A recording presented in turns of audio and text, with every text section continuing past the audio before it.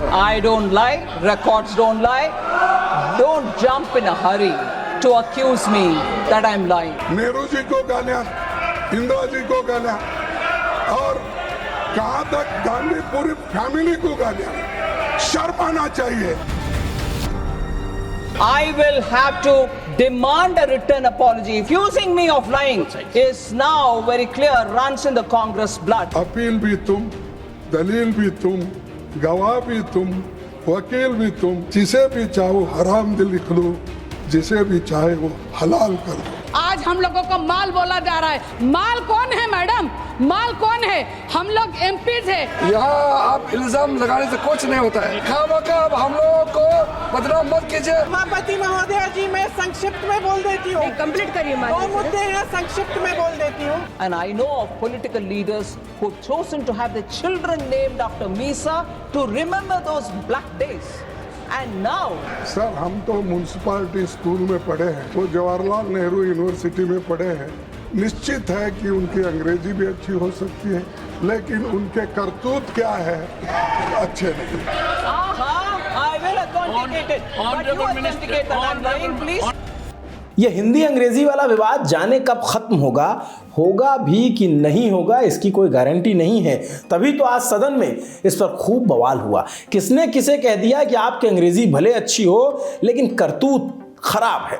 वैसे तुलना हो ही रही है तो ये भी बता दें कि तुलना तो जेएनयू और म्यूनिसिपैलिटी स्कूल के बीच की भी हुई। स्कूल, कॉलेज और भाषा वाले विवाद के बीच बात क्रिकेट से लेकर फिल्म तक हुई और इन सब के बीच पाकिस्तान हो या हिंदुस्तान, तमाम शायरों की शायरी दोहराई गई।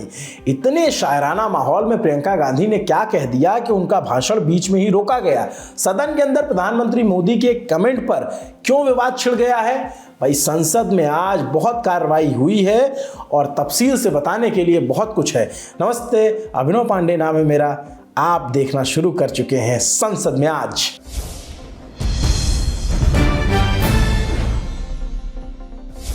लोकसभा में संविधान पर चर्चा के बाद आज बारी थी राज्यसभा की। कार्यवाही 11 बजे शुरू हुई। सबसे पहले 6 नए सांसदों को शपथ दिलाई गई, जिसके बाद वित्त मंत्री निर्मला सीतारमण ने संविधान पर चर्चा की शुरुआत की। वित्त मंत्री के बहस में बिल्कुल वही अंदाज तंज था जो बीते शनिवार को लोकसभा में सत्ता पक्ष की तरफ से तमाम मंत्रियों के भाषण में दिखा था। नेहरू से लेकर इंदिरा गांधी तक और इमरजेंसी से लेकर शाहबानो केस तक सबको कोट कर घेरा जाने लगा। और इसी बीच जिक्र किया 1978 में आई फिल्म किस्सा कुर्सी का। Majrooh Sultanpuri and Balraj Sahani were both jailed in 1949 itself. For what mistakes, sir? During one of the meetings organized for the mill workers in 1949, Majrooh Sultanpuri recited a poem that was written against Jawaharlal Nehru, and therefore he had to go to the jail. Sir, he refused to render an apology for the same and was jailed therefore in 1949 along with Balraj Sahni, eminent actor of those days. So that is the level of tolerance, and today we hold our constitution in our hand, go about it and say freedom of speech. There is sense of fear in the country. Majrooh Sultanpuri didn't feel it, Balraj Sahni didn't feel it, but the history repeats when it comes to the Congress party. Sir, Congress's record of curtailing freedom of speech didn't confine it with these two people. Nehru, a political biography which was written by Michael Edwards, in 1975 was banned. They banned also a film called Kissa Kursi Ka in 1975, which was directed by Amritlal Nahata, just because it questioned Prime Minister Indira Gandhi and her son, and also the information broadcasting minister then. बात आगे बढ़ी तो वित्त मंत्री ने emergency का जिक्र करके साथ जो छेड़ी बात वो थी मीसा एक्ट की। निशाने पर अभी कांग्रेस थी, लेकिन कुछ ही देर बाद बात लालू परिवार और आरजेडी तक भी पहुंच गई। And I know of political leaders who have chosen to have their children named after Misa to remember those black days. And now they wouldn't even mind having alliance with them. इस बीच वित्त मंत्री निर्मला सीतारमण की ओर से जैसे ही 42वें संविधान संशोधन का जिक्र हुआ, कांग्रेस पार्टी नाराज हो गई। जयराम रमेश ने इस पर आपत्ति जताई तो नेता सदन जेपी नड्डा इस मुद्दे पर कांग्रेस से भिड़ गए। 1978 में Morarji Desai was the prime minister.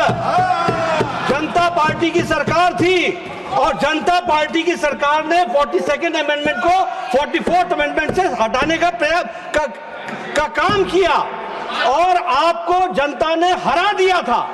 Shrimati Indira Gandhi was no more the prime minister and when she was the prime minister तब उन्होंने हर तरीके से प्रजातंत्र को रोकने का, गला घोटने का काम श्रीमती गांधी ने किया था। जयराम जी प्लीज, मुझे सुना नहीं, मुझे ठीक तरीके से उन्होंने सुना नहीं। मैंने कहा था 44th अमेंडमेंट आया 1978 में, मोरारजी भाई प्रधानमंत्री थे और 6 दिसंबर 1978 में लोकसभा में इंदिरा गांधी जी ने वोट किया 44th अमेंडमेंट के लिए।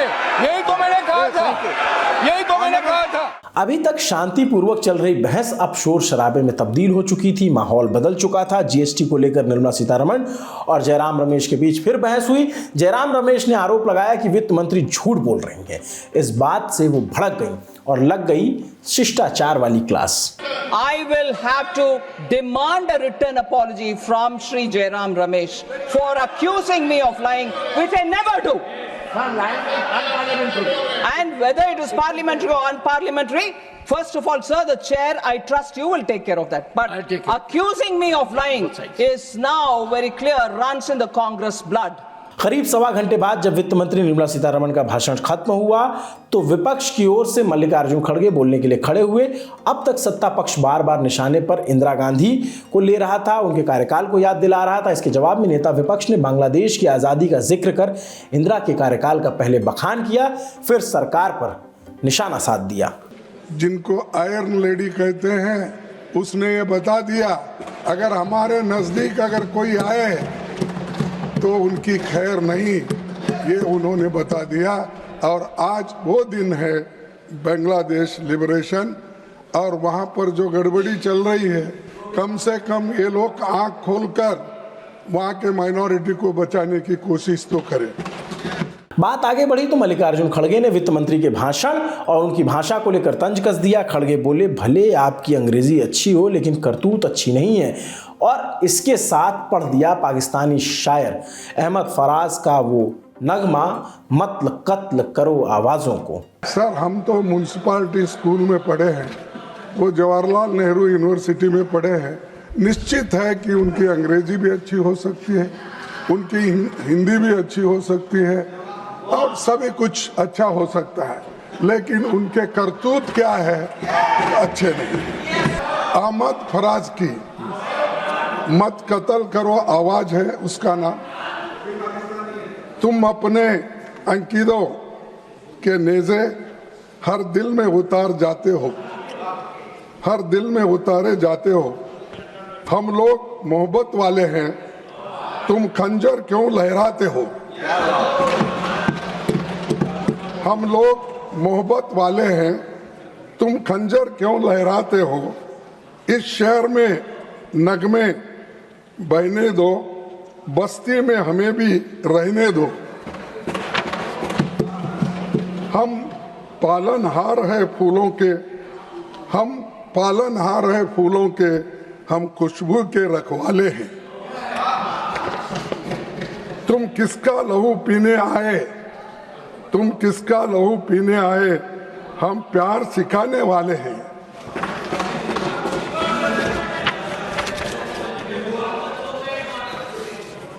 इस शहर में फिर क्या देखोगे, इस शहर में फिर क्या देखोगे जब हर यहाँ मर जाएगा, जब तेग पे लय कट जाएगी, जब शेर सफर कर जाएगा, जब कत्ल हुआ सूर साजों का, जब काल पड़ा आवाज़ों का, जब शहर खंडर बन जाएगा, जब शहर खंडर बन जाएगा, फिर किस पर संग उठाओगे, संग यानी पत्थर, फिर किस पर संग उठाओगे।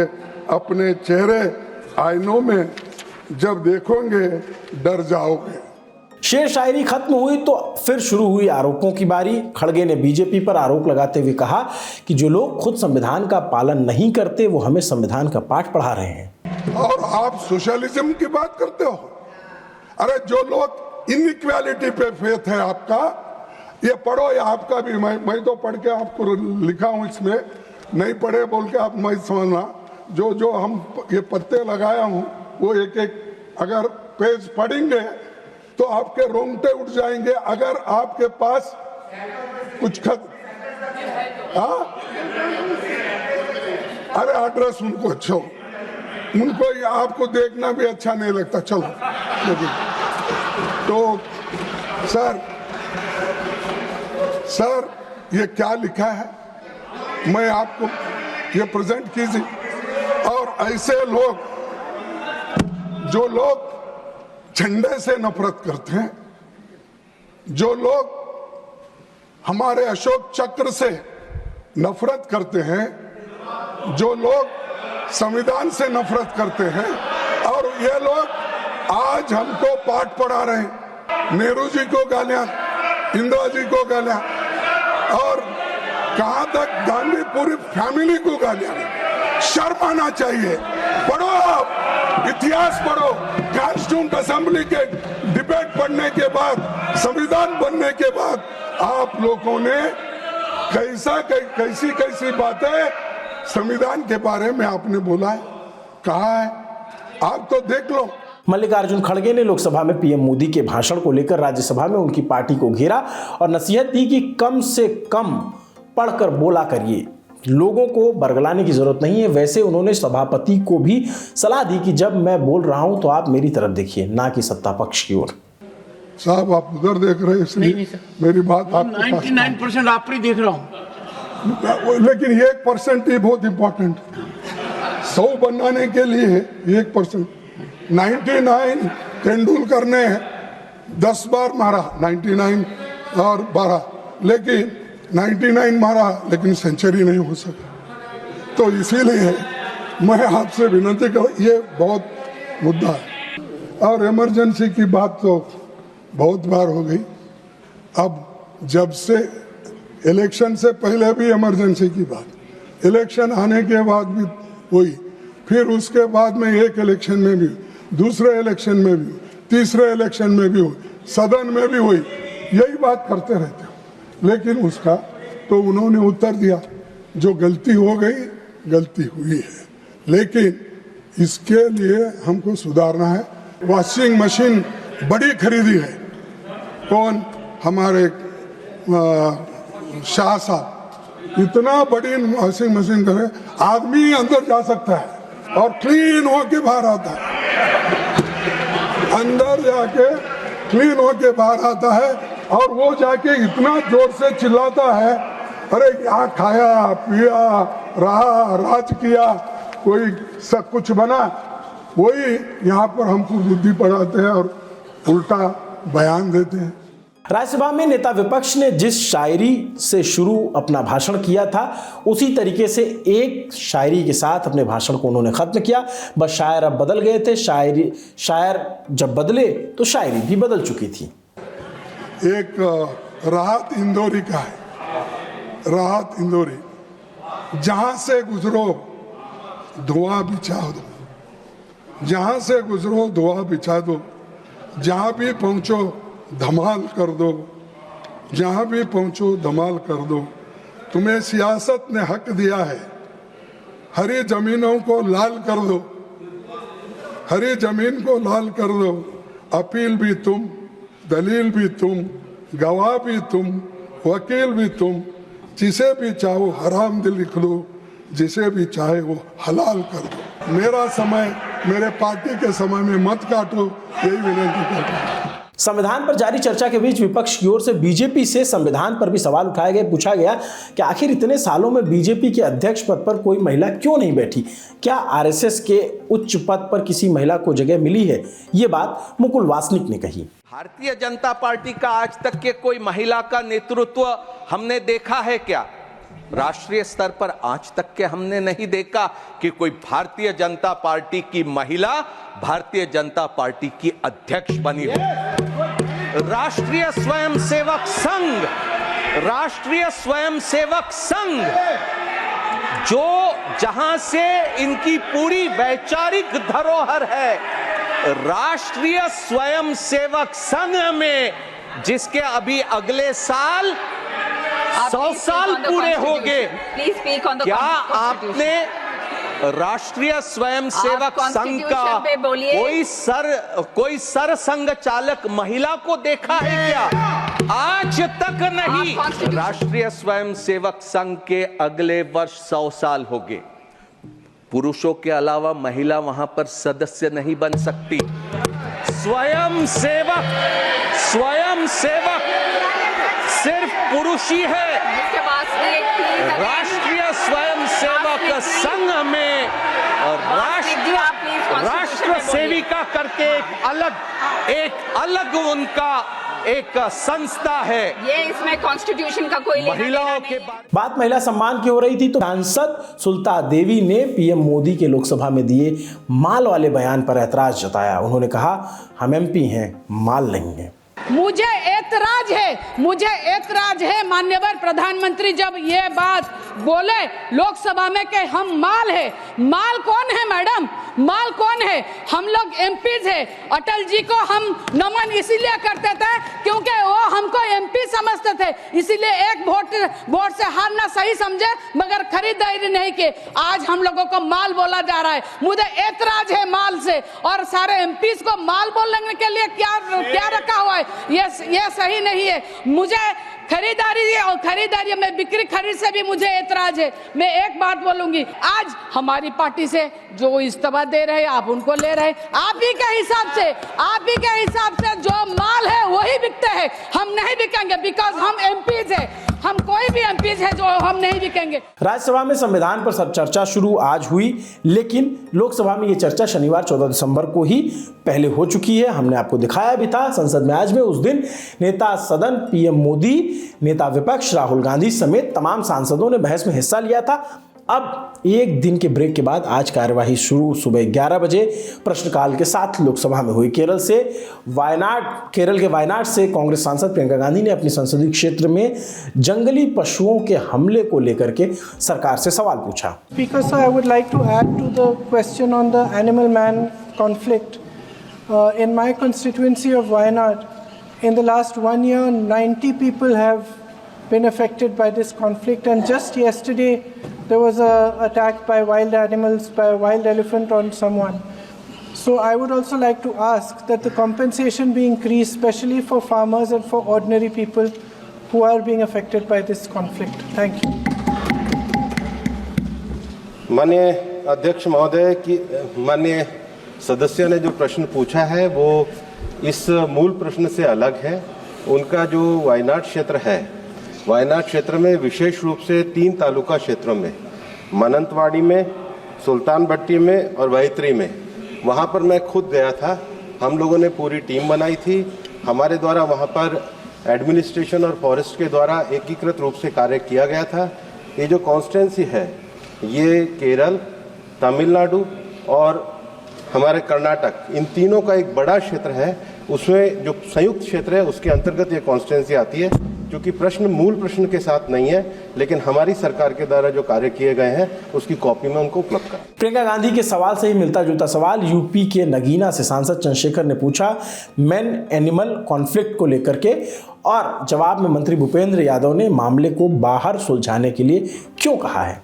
मैं आपके माध्यम से मंत्री से पूछना चाहता हूं, पिछले 3 वर्षों में मेरे लोकसभा क्षेत्र नगीना में गुलदार के हमलों को रोकने के लिए सरकार ने वन्यजीवी प्रबंधन और मानव वन्य जीव संघर्ष में कितनी धनराशि खर्च की है, इन निधियों का उपयोग किस प्रकार किया गया है और इसका प्रभाव क्या रहा। क्या सरकार ने धन के उपयोग की निगरानी के लिए कोई तंत्र स्थापित किया है। और माननीय अध्यक्ष जी, आप नए जो सदस्य उनका हौसला बढ़ा रहे हैं, इसके लिए आपका भी आभार। माननीय अध्यक्ष महोदय, ये जो प्रश्न है ये वायु प्रदूषण के संबंध में है। जो माननीय सदस्य ने प्रश्न पूछा है वो मैन एनिमल कॉन्फ्लिक्ट के बारे में पूछा है। उनके क्षेत्र में जो समस्या तेंदुए की है वो मुझसे 2 दिन पूर्व भी मिले हैं। वो विषय एक उनके क्षेत्र की समस्या का विषय जो इस प्रश्न के अंतर्गत नहीं आता है, लेकिन उनके क्षेत्र का विषय इस प्रश्न से अलग होकर के बाहर हम इसको सुलझाएंगे। प्रश्नकाल खत्म हुआ तो अब बारी शून्यकाल की थी, लेकिन शून्यकाल प्रश्नकाल की तरह अपनी शांति को बरकरार नहीं रख सका, नहीं चल सका जिस तरीके से प्रश्नकाल चला। तमाम सवालों के बीच मेरठ से बीजेपी के सांसद अरुण गोविल ने फिल्म इंडस्ट्री से जुड़ा सवाल पूछा, तो हैदराबाद से सांसद असदुद्दीन ओवैसी ने हाल में मस्जिदों को लेकर के जो अभी घटनाक्रम चल रहे हैं उस पर सवाल उठाया। Madam, I demand that this government does not take this country back to the era of 18 and 90s, which was a very dark period in history of our country. कहीं ऐसा ना हो मैडम के लम्हों ने खता की, सदियों ने सजा पाई। मैं हुकूमत से इस बात का मुतालबा करता हूं कि ऐसी तंजीमों की हरगिज सियासी तौर पर सरपरस्ती ना करें जो इस मुल्क को कमजोर करना चाहते हैं। शून्यकाल के दौरान लोकसभा में जब निशिकांत दुबे बोल रहे थे तब कांग्रेस ने सरकार पर विजय दिवस को भूल जाने का आरोप लगाया। इसके साथ ही पार्टी की ओर से आरोप लगाने के लिए जब प्रियंका गांधी ने यह मुद्दा उठाया तो उन्हें बोलने नहीं दिया गया, जिसके बाद गुस्से में कांग्रेस पार्टी के सांसदों ने बायकॉट कर दिया। सभापति महोदया जी, बहुत खुशी की बात है कि आपको अब याद आया, लेकिन आज विजय दिवस है। आज विजय दिवस है। 1971 के युद्ध में जिन शहीदों ने, जिन सेनाओं ने हमारे लिए लड़ाई लड़ी, जिन जानबाजों ने ये लड़ाई लड़ी, सैन्य अधिकारों को, सैनिकों को, शहीदों को, सबको सबसे पहले मैं नमन करना चाहती हूँ। आज इस संदर्भ में मैं दो मुद्दे उठाना चाहती हूँ। वो जो लड़ाई थी, असूलों की लड़ाई थी, लोकतंत्र का असूल। माननीय सदस्य श्री विरितो फ्रांस, एक मिनट में खत्म करूं।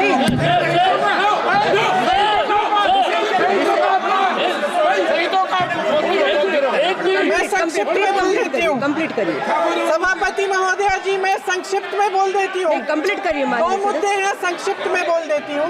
पहला मुद्दा ये है कि बांग्लादेश में जो अल्पसंख्यकों के साथ, जो हिंदुओं और ईसाइयों के साथ अत्याचार हो रहा है, उसके खिलाफ इस सरकार को आवाज उठानी चाहिए। बांग्लादेश की सरकार के साथ बातचीत करनी चाहिए और पूरा समर्थन देना चाहिए जिनको माननीय सदस्य श्री वरितो फ्रांसिस जी वो भी एसोसिएट करेंगे प्लीज। माइक। सेना के हेडक्वार्टर्स में से आज सेना के हेडक्वार्टर्स में से वो तस्वीर उतारी गई है जिसमें पाकिस्तान की सेना आत्मसमर्पण कर रही है हिंदुस्तान भारत की सेना के सामने। माननीय सदस्य श्री कल्याण बनर्जी जी, उन महान से हो गया।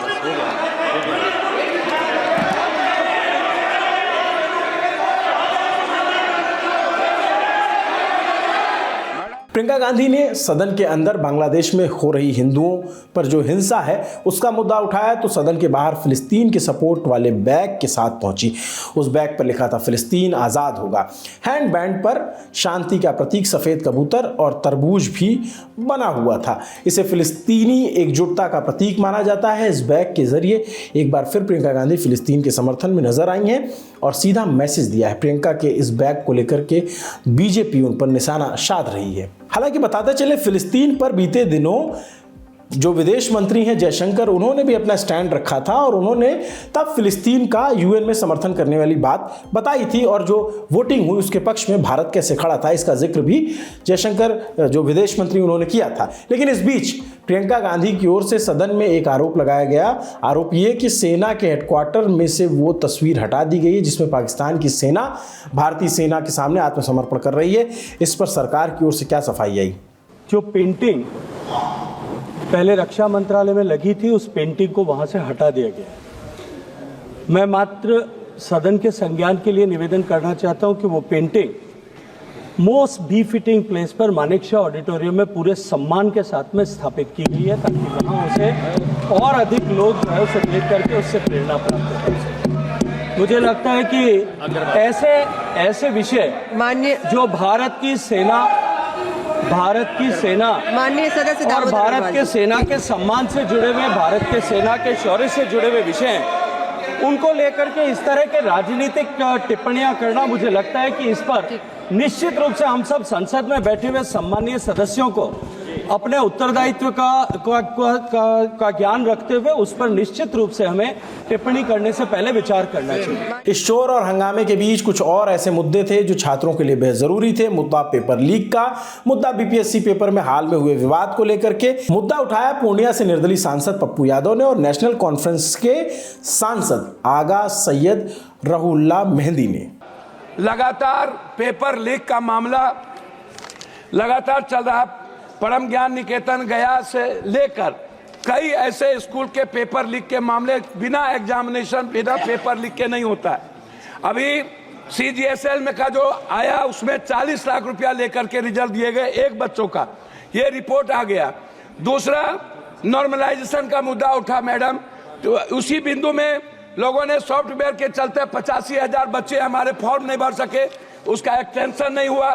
एक दो पदाधिकारी SM राजू और परमार, ये दोनों को गलत तरीके से, जबकि उस पर विजिलेंस का जांच हो गया, FIR हो गया, उसको पोस्टिंग कर दी गई। मैडम ये भ्रष्टाचार पेपर का मेरा सिर्फ लग रहा है कि ये पेपर का जो लीक है, ये बिहार में जो लगातार लाठी चल रहा है।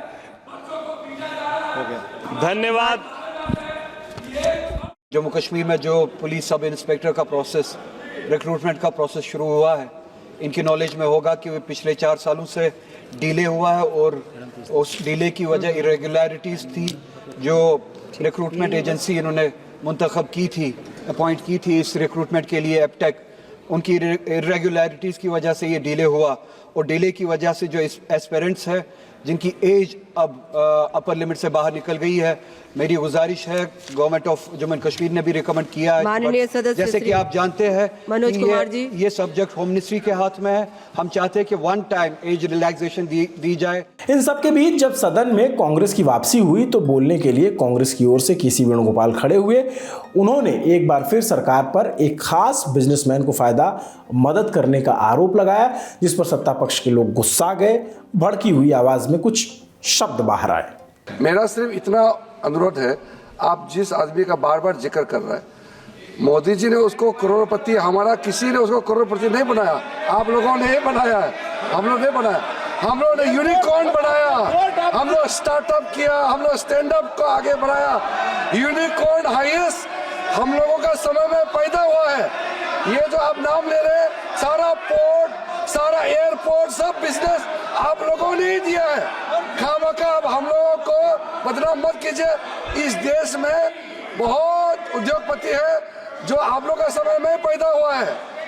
यहाँ आप इल्जाम लगाने से कुछ नहीं होता है। सदन के अंदर आज जो कुछ हुआ उसका बड़ा हिस्सा हमने आपको समेट कर दिखाने की कोशिश की, हर प्रमुख आवाज आप तक पहुंचाने की कोशिश की। जो हिस्सा छूटा है वो आपको हमारे चैनल पर मिल जाएगा। लेकिन गुरु, एक चीज आज बड़ी अच्छी लगी, वो ये कि दोनों सदन में थोड़ा बहुत हो हल्ला भले हुआ, लेकिन सदन पूरे दिन चली। दोनों सदनों की कार्यवाही अब 17 दिसंबर की सुबह 11 बजे तक के लिए स्थगित कर दी गई है। कल राज्यसभा में गृह मंत्री अमित शाह संविधान पर चर्चा में हिस्सा लेंगे। कल जो होगा उस पर सबकी नज़र रहेगी और हमारी तो विशेष नज़र रहेगी, क्योंकि हम आपके लिए समेट कर लाते हैं ये शो जो आपका पसंदीदा है, जिसका नाम है संसद में आज। वैसे आज आपको किसका भाषण अच्छा लगा, क्या कार्यवाही आपको अच्छी लगी, क्या समझ में आया और संसद में और किन मुद्दों पर बात होनी चाहिए, आप जो सुधी दर्शक हैं ये राय रख सकते हैं कमेंट बॉक्स में। नमस्ते, मेरा नाम अभिनव पांडे है, मेरी साथी सुप्रिया ने ये शो लिखा। देखते रहे दी ललन टॉप। शुक्रिया।